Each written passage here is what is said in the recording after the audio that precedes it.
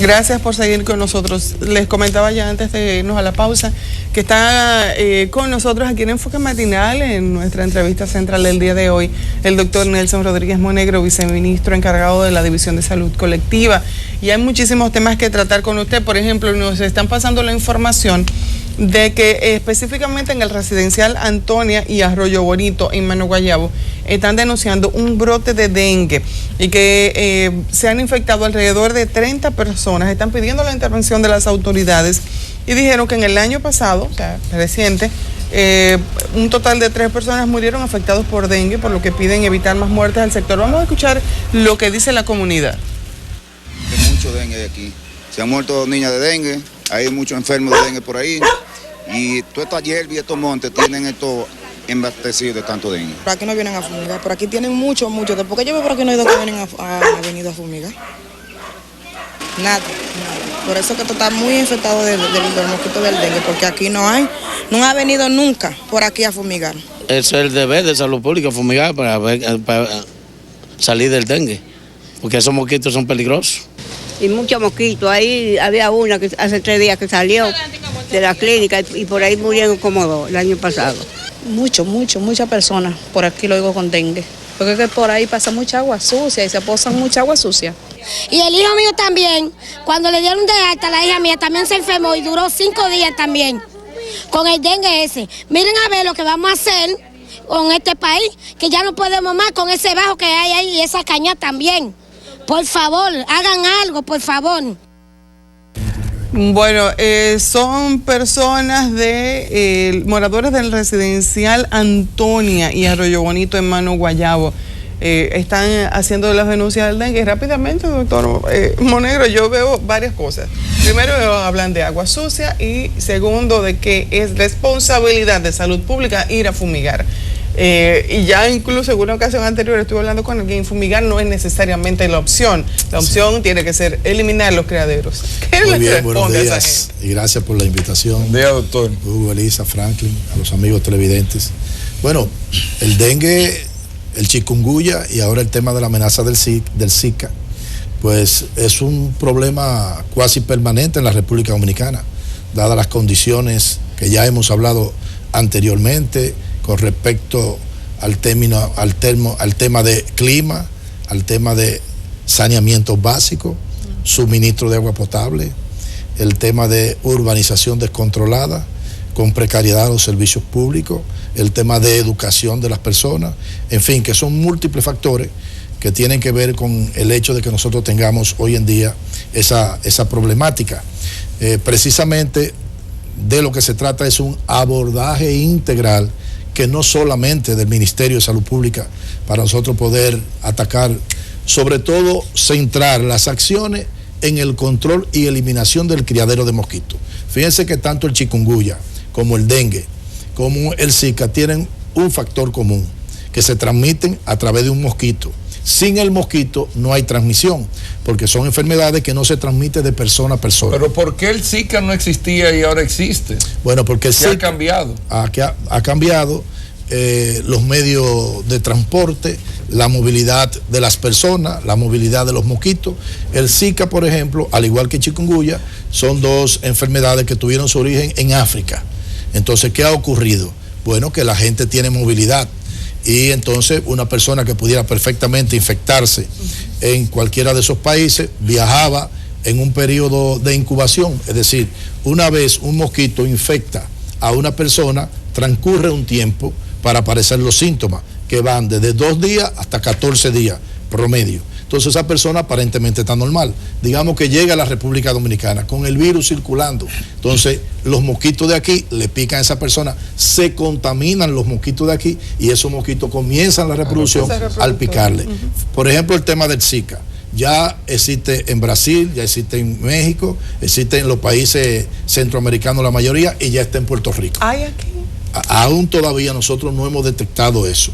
Yo pienso, y he oído muchos comentarios al respecto, que sería una irresponsabilidad del Ministerio de Salud Pública ocultar la existencia, como también es una irresponsabilidad de comunicadores que lo oigo diciendo que existe en la República Dominicana sin tener ninguna evidencia. Actualmente nosotros no hemos detectado el virus en la República Dominicana. Entonces, de ahí viene un tema que desde hace un par de días ha entrado en discusión, que es el tema de una posible ley de control y eliminación de criadero de mosquitos. Y es una ley que particularmente nosotros estamos trabajando, porque ¿qué es lo que incentiva esto? Es el tema de las corresponsabilidades. El Ministerio de Salud Pública tiene unas responsabilidades obvias que tienen que ver con el tema de la educación de la gente con respecto a la enfermedad, de educar a la gente cómo controlar, primero identificar y cómo eliminar los criaderos de mosquitos, de tener un sistema de salud que tenga la calidad para atender a los enfermos, tener un sistema de vigilancia que detecte la aparición rápidamente. En fin, son cuestiones muy puntuales. Pero los ayuntamientos tienen una responsabilidad, que es el saneamiento básico, la disposición final de desechos sólidos. Entonces, una cuestión que no la hace Salud Pública. Pero además el control de urbanización también. Desde luego. Por otro lado, también nosotros tenemos el suministro de agua potable. Es una responsabilidad de las instituciones públicas que tienen que ver con eso, INAPA o las CORAS.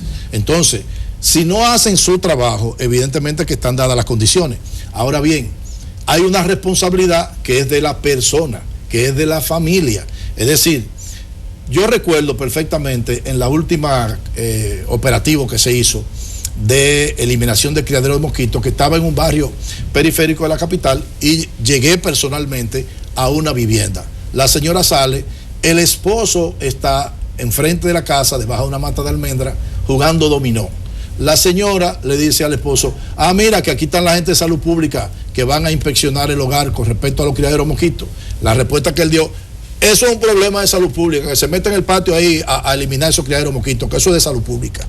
Óigame, entonces es así, es decir, nosotros tenemos como Salud Pública que ir a las casas por casa, a sanearle el patio, el techo, a taparle el tinaco, a taparle el agua.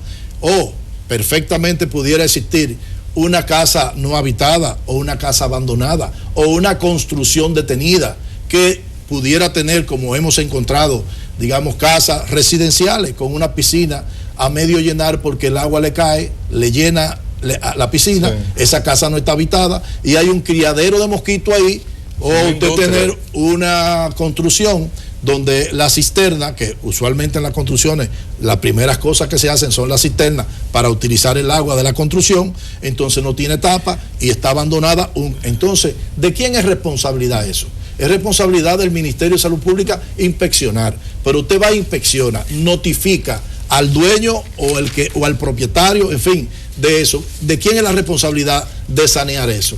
Fíjense que usted perfectamente pudiera tener su casa totalmente saneada. Pero el mosquito resulta que tiene una capacidad de vuelo de 300 a 400 metros. En su manzana pudiera todo el mundo trabajar y tener sus viviendas saneadas y no tener criadero de mosquitos. Pero 2 cuadras más allá hay criadero de mosquitos. Esos mosquitos viajan y lo van a contaminar a usted. Entonces no hay una responsabilidad individual y familiar. Claro. Entonces de eso es que se trata, de cómo nosotros poder incentivar eso. Primero, educar a la gente. Si visitamos a una familia y encontramos los tanques de agua para almacenar agua que están destapados, pues indicarle que tienen que estar tapados. Si en una posterior visita siguen destapados, ¿qué nosotros pudiéramos hacer? Precisamente el último censo, las estadísticas que trae son que cerca del 80% de los hogares de República Dominicana no tienen agua potable.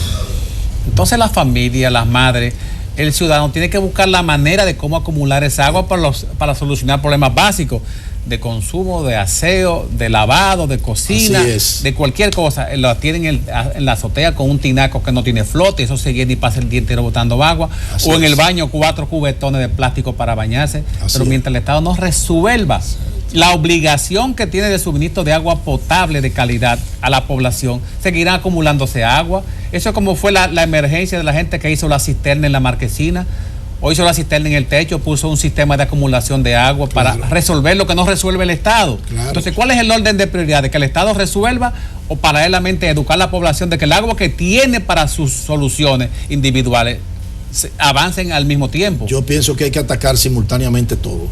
Es decir, es una responsabilidad del Estado que la gente tenga agua potable. Es decir, para mí, realmente es una vergüenza que en estos tiempos en la República Dominicana todos los hogares no cuenten con agua potable. Es decir, ha sido una deficiencia prácticamente de todos los gobiernos de no invertir lo que hay que invertir. Es más, la gerencia de las instituciones que tienen que ver con el agua potable, tiene que haber ahí un miembro o un representante del Ministerio de Salud.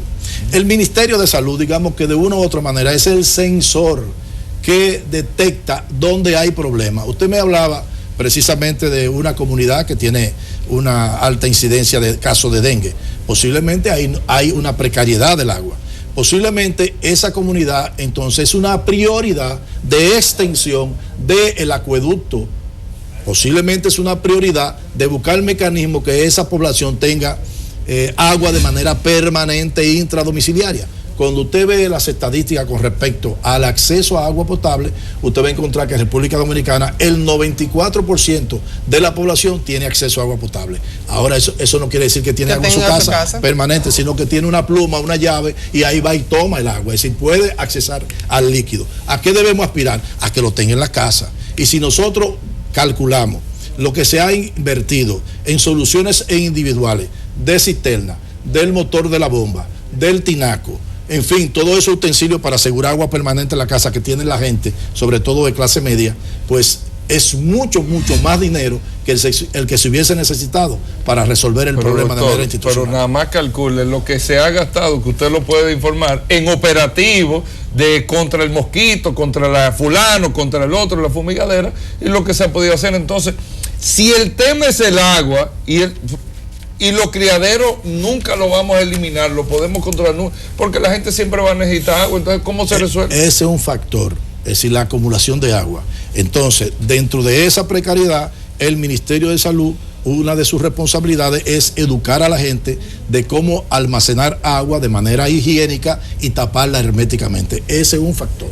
Pudiéramos nosotros perfectamente tener agua en todos los hogares, y lo más probable es que con una cultura que tenemos seguimos teniendo criaderos de mosquitos. ¿Por qué?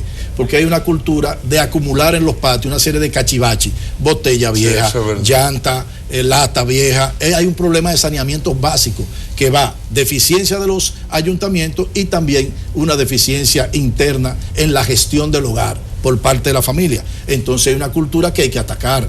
Por eso hoy en día ya los países, incluso la Organización Panamericana de la Salud, está produciendo una especie de modelo de normativa para regular ese tipo de cosas. Es decir, cómo nosotros comprometemos al ciudadano a que él tenga una cuota de responsabilidad en esto. Hay que educar a la gente, pero la gente tiene que poner de su parte, porque de lo contrario vamos a seguir teniendo ese problema. Los solares yermos, es decir, gente que tiene propiedad de un solar, pero ese solar nunca lo han chapeado, ese solar se convierte eventualmente en un vertedero de desechos sólidos y ahí vienen los mosquitos. ¿De quién es la responsabilidad de eso? Es del dueño de ese solar. Claro. Entonces nosotros tenemos que incentivar, porque así pasa con todo. Usted dirá, nosotros no hemos estado hablando, bueno, tú que estás muy, Hugo, siempre tiene el tema de accidentes de tránsito, sí, sí, por el tema que te vincula directamente con automóvil y esa cosa. Tenemos una ley que obliga al conductor a tener un cinturón. Es decir, ¿y por qué hay que obligar al ciudadano? Pero lo estamos protegiendo realmente. Sí.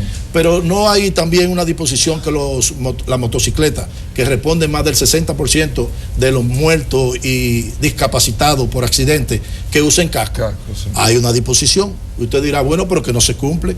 Pero nosotros, lejos de, digamos, estigmatizar la legislación, lo que tenemos que abogar porque se cumpla la legislación. Doctor, ¿pero qué contempla esa ley? Bueno, ahí entra, es una ley de... La ley que ustedes proponen. Sí, es un anteproyecto. Bueno, sí, porque todavía no está muy lejos y está todavía se está haciendo. Muy crudo, exactamente.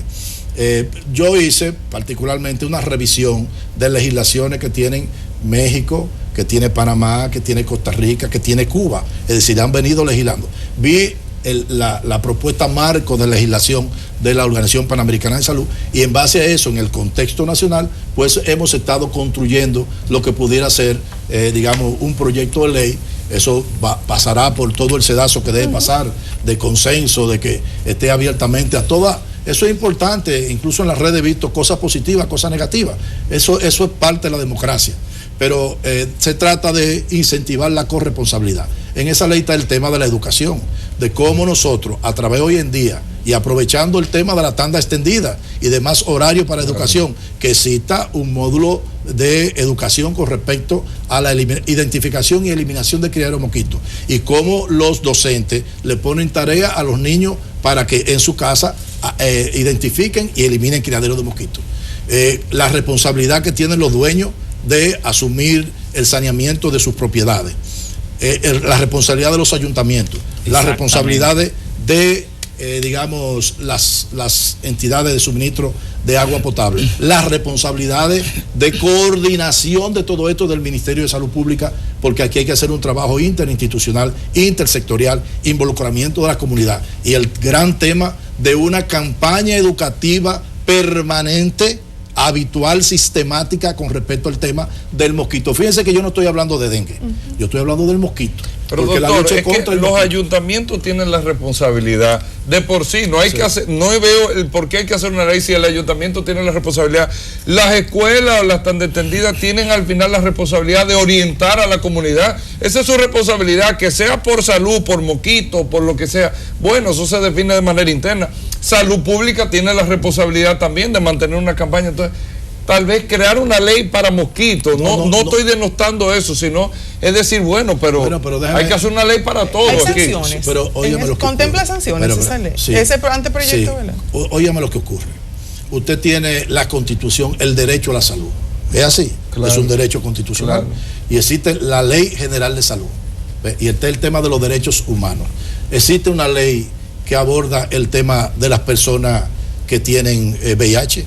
¿Por qué? Porque dentro de ese sector hay una problemática de estigmatización laboral, de derecho, de asistencia. Entonces tú necesitas ir creando leyes adjetivas que complementen la ley que tenemos. Nosotros hoy en día tenemos un problema con el mosquito y de ahí las enfermedades. Entonces nosotros necesitamos tener una ley adjetiva que complemente a la Ley General de Salud para intensificar las acciones ahí. No es que yo le estoy diciendo mediante esa ley al ayuntamiento cuáles son sus obligaciones, que están contempladas en su propia ley. Claro. Ahora, yo le estoy señalando que tenemos una particularidad especial, por lo cual ellos tienen que incentivar sus acciones en el ámbito del saneamiento básico y la disposición final de desechos sólidos. De eso que se trata. Y así hay leyes para problemas de personas con tuberculosis, es decir, porque son cuestiones de tipo particulares. Hoy en día se está hablando de leyes para el tema de la población LGTB.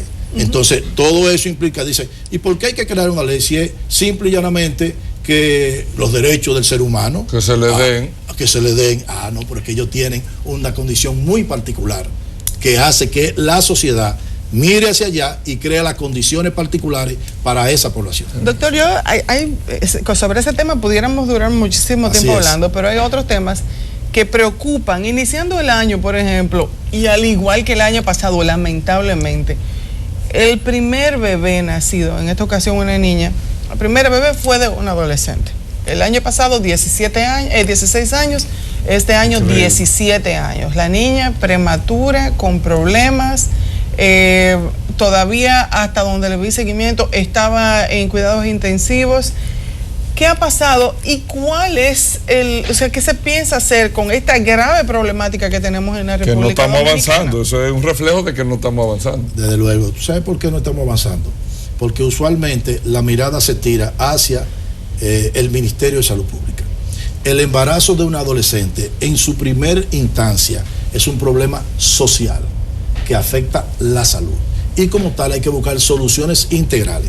Mientras el Ministerio de Salud, digamos, tiene una promoción y tiene una serie de programas que van dirigidos hacia el adolescente para diferir, digamos, sus primeras relaciones sexuales, para que conozcan los diferentes métodos anticonceptivos.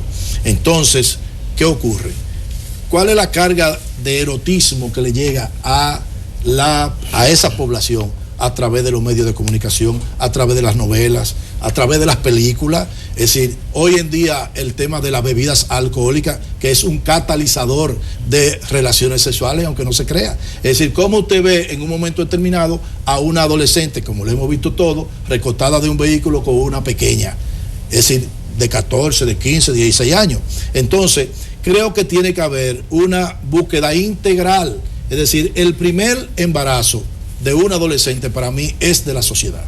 Y por eso tiene implicaciones desde el punto de vista del Ministerio de Salud Pública en términos de política sanitaria con respecto a eso, pero hay una serie de factores que están fuera del ámbito de salud pública, que salud pública tiene que coordinar y poner en relieve, en evidencia, para que actúen las otras instancias. Ahora bien, lo que no se justifica es el segundo. El segundo, ese sí es de salud pública y del sistema de salud.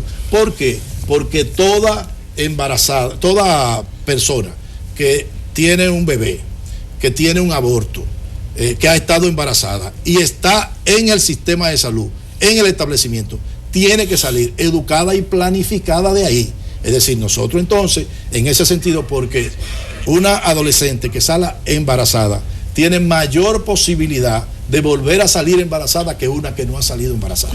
Okay. Entonces, ahí sí tiene que centrarse el Ministerio de Salud Pública en crear los mecanismos en los servicios de salud. Fíjense que anteriormente los establecimientos o las unidades de planificación familiar estaban fuera de los servicios. ¿Y por qué estaban fuera de los servicios? Porque en la mayoría de los hospitales habían monjas y de una u otra manera la iglesia se ha opuesto a los métodos anticonceptivos. Entonces ahí hay un tema, primero, de un poder fáctico que incide negativamente en eso. Y entonces, bueno, nosotros hemos llevado ahora todos esos establecimientos hacia los hospitales donde va la gente a buscar servicios. No tienen por qué estar fuera. Entonces, usted dirá, óyeme, ¿y por qué, por ejemplo, el Promese no vende preservativo? Óyeme, ¿cómo es posible que no venda anticonceptivos a la gente? Debe ser el primero que lo venda. Desde luego, pero no están. Porque ahí viene el tema de decisiones políticas, porque ahí hay implicaciones, digamos, negativas, y lo digo con toda franqueza, de parte de la iglesia. Es decir, si usted está abogando porque no se embaracen adolescentes, lo primero es, ¿están o no están teniendo relaciones sexuales? Están teniendo relaciones sexuales. Esa es la realidad. Esa es la realidad. Si le están teniendo, entonces yo debo educarlo, orientarlo de cómo diferir eso. Segundo, de cómo evitar un embarazo indeseado. Entonces yo necesito todas esas herramientas para poder ser efectivo en la prevención. No tan solamente evitar el embarazo, sino evitar la ETS, la enfermedad de transmisión sexual. Ese es otro componente. Es un asunto que es la otra mitad del problema. El virus del papiloma humano. Ahora, doctor, temas como el embarazo, temas como el dengue, el criadero de mosquitos, no podemos sustraerlo de un tema del Colegio Médico Dominicano. Su nuevo presidente, el doctor Waldo Ariel Suero, ha anunciado una jornada de lucha para conquista de nuevas metas dentro del mismo gremio.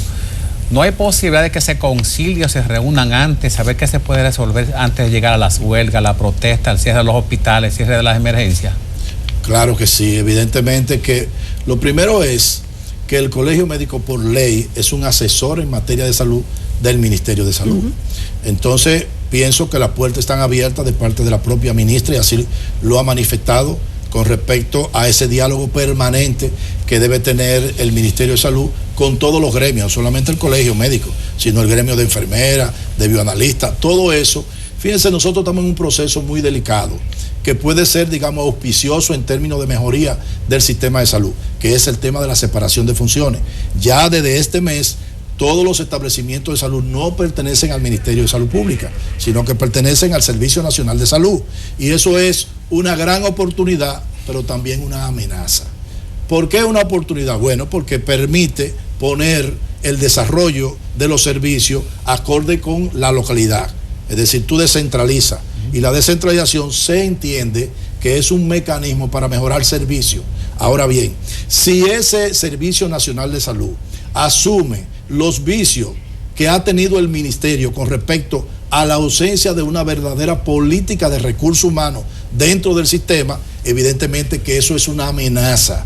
Si el Servicio Nacional de Salud y las direcciones regionales de salud se convierten en una especie de mini ministerio haciendo lo mismo evidentemente que estaríamos abocados al caos, porque una descentralización sin control, sin regulación, evidentemente que vamos caminando al caos. Nosotros entendemos que el Servicio Nacional de Salud debe desarrollar un alto nivel técnico para acompañar a los servicios regionales de salud en el desarrollo de su capacidad de gestión de manera integral. Tenemos dos instancias, modelos desde el punto de vista de su competencia técnica en el área de salud. Por un lado, el SENASA. Es decir, el SENASA es una institución verdaderamente desarrollada desde el punto de vista técnico. Y en segundo lugar, también la CISALRIL. Desde el punto de vista técnico, están sumamente desarrollados. Tienen una particularidad que tiene que imitar el Servicio Nacional de Salud, que es que están despolitizadas. Y eso es una necesidad dentro del sector salud. La despolitización del sistema de salud y el sistema de educación. Nosotros no podemos seguir teniendo hospitales que operan como si fueran un comité de base del Partido Unidad. Doctor, hace rato que me están diciendo que tenemos que terminar la entrevista y quedan algunos temas. Necesito que en un minuto me responda. ¿Qué ha pasado con el tema de la digitalización de los expedientes? Hoy, hay que decirlo, Diario Libre trae un trabajo de investigación bastante interesante sobre la cantidad de dinero que se le pagó a una empresa, Telvent, para que hiciera una digitalización de los expedientes médicos y que eso pudiera estar en línea y se pudiera acceder desde cualquier sitio. Se le pagó ese trabajo, pero ese trabajo al parecer no está hecho. ¿Qué ha pasado ahí en un minuto? Realmente es un tema que merita explicarlo mucho. Yo creo, no solamente era para digitalización, sino que eso implicaba la puesta en práctica en los hospitales del país, principalmente en 11 hospitales y si la unidad de atención primaria del Gran Santo Domingo, tener un sistema de gestión donde esté la parte de gestión administrativa, la parte de gestión clínica, todo eso era una aplicación. Ahora, eso fue, a mi modesto entender, una gran estafa. ¿Por qué? Porque la compañía no cumplió con lo que tenía programado hacer. Ahí estaba contemplado única y exclusivamente el software, es decir, la aplicación y la capacitación del recurso humano que lo iba a utilizar. Nada más. Si ustedes vieron, era un contrato de orden de $17 millones. Cuando en la administración pasada se hizo un levantamiento sobre los avances de eso, se encontró que apenas se había cumplido con un 30%. ¿Y se le pagó ya?